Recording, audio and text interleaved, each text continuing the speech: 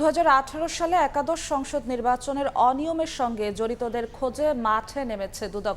তালিকায় থাকা শেখ হাসিনা ও ওবায়দুল কাদের নির্বাচন কমিশন সহ সংশ্লিষ্ট প্রশাসনিক কর্মকর্তা ও আইন শৃঙ্খলা বাহিনীর ক্ষমতার অপব্যবহার ও আর্থিক লেনদেন খতিয়ে দেখবে সংস্থাটি। দুদকের মহাপরিচালক বলেন, সবচেয়ে বেশি অনিয়ম হয়েছে 2018 সালের নির্বাচনে।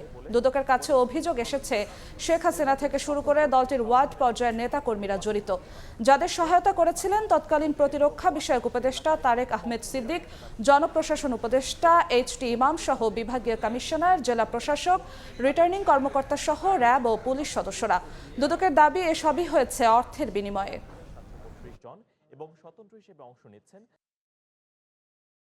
2018 সালে দিনের ভোট রাতে করার অভিযোগ ছিল। সেই সংক্রান্তে অভিযোগে যে বিষয়গুলো উল্লেখ ছিল সেই বিষয় নিয়েই অনুসন্ধানের সিদ্ধান্ত হয়েছে। যদি 2014 সালের অভিযোগের বিষয়ও এসে থাকে সেই বিষয়েও কমিশন প্রয়োজনে অনুসন্ধানের সিদ্ধান্ত নেবে। অনুসন্ধান দল গঠন করা হয়েছে এবং তারা ঠিক করবেন কোন কোন কাজ কিভাবে এবং কত দ্রুততম সময়ের মধ্যে অনুসন্ধান কাজ সম্পন্ন করা যায়, সেভাবে তারা তাদের কার্যক্রম পরিচালনা করবেন।